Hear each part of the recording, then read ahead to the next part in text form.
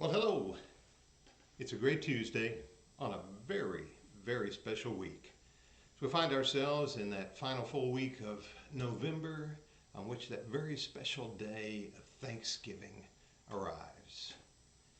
So let's think about it a little bit today.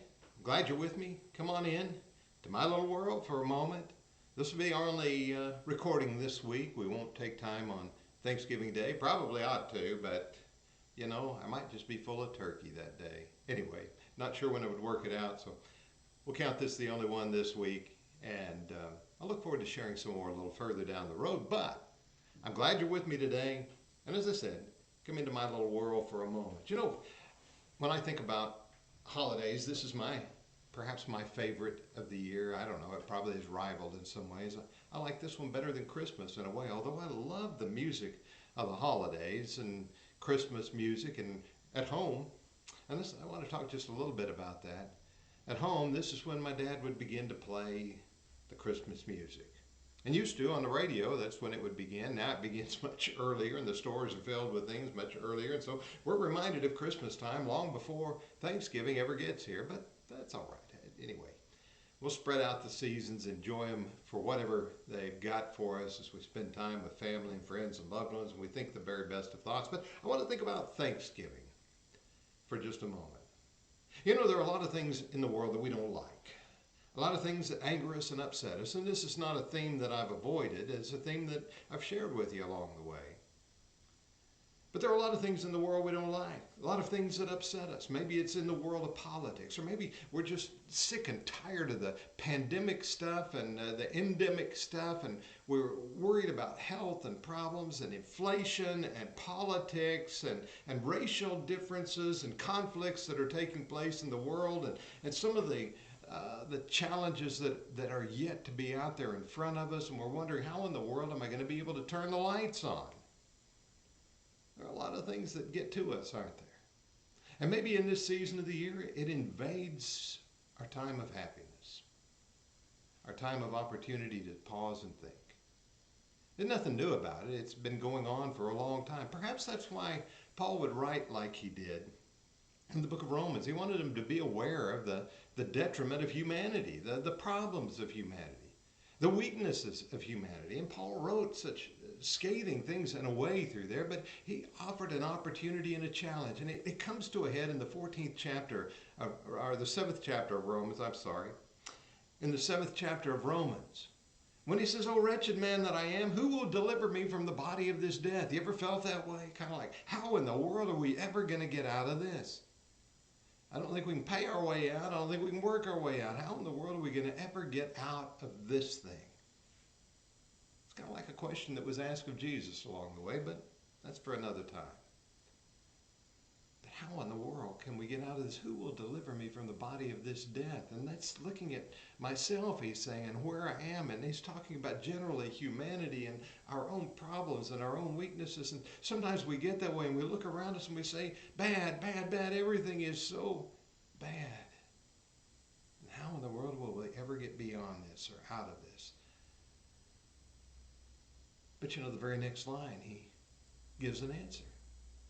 The very next sentence, he says, "I thank God through Jesus Christ our Lord." Now think about that. To be thankful doesn't mean you're ignoring all the negative things that are going on. You just realize that there's still a lot of good out there. And we've said that before, and you know it.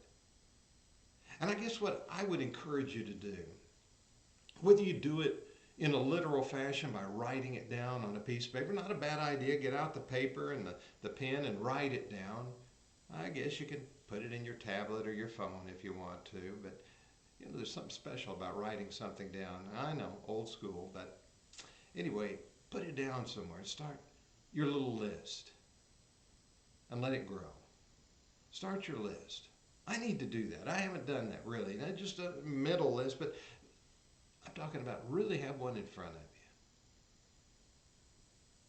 List of things that are good. Things for which you can be and hopefully are thankful. Sometimes we let the good things slide by us. Sometimes we just let them be overrun by some of the negatives. We hear the news and the problems that are out there, and we begin to think everything is bad, bad, bad. Maybe we need to regain the heart of children. Maybe that's a part of what Jesus was talking about. That humble, unique spirit of children who, no matter what's going on in the world, still find the opportunity to smile and laugh. Not that we need to just smile and laugh at everything that's going on, but to realize there's so much good. Begin your list. Paul does right here. I thank God for Jesus Christ. Your list could be quite long. We share a few thoughts here, and we will, as we get together and think about Thanksgiving. Maybe you gather around the table and each one tells of what he or she is especially thankful, and that's a good thing.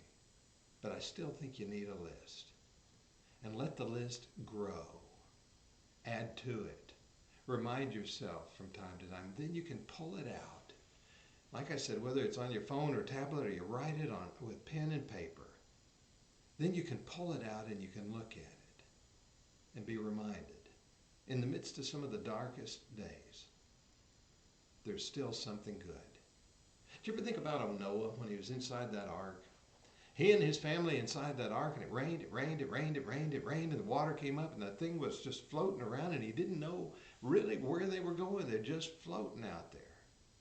And I know he was busy and taking care of things that were going on, but then over time,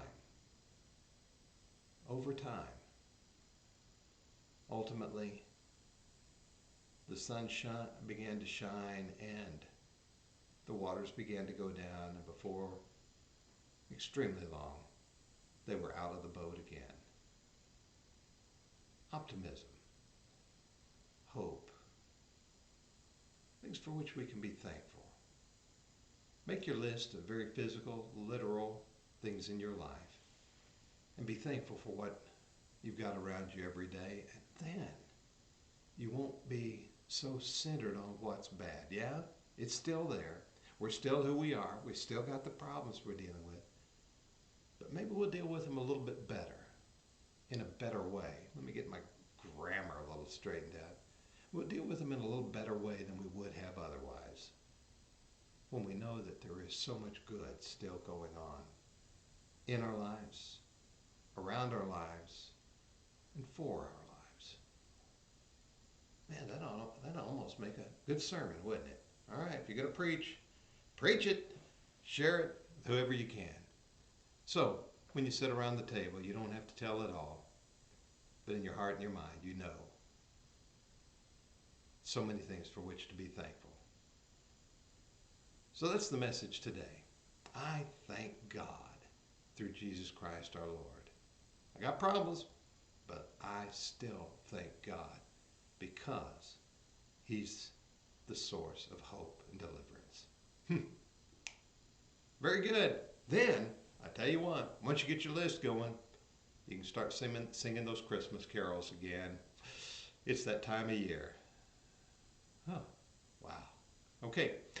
Glad you're with me today. We'll look forward to some things we can share. It's a very special time coming up, and we'll look forward to being on those things as best we can and think about our lives. So be thankful, my friends. Have a great Thanksgiving day, and we'll look forward to sharing more a little further down the road.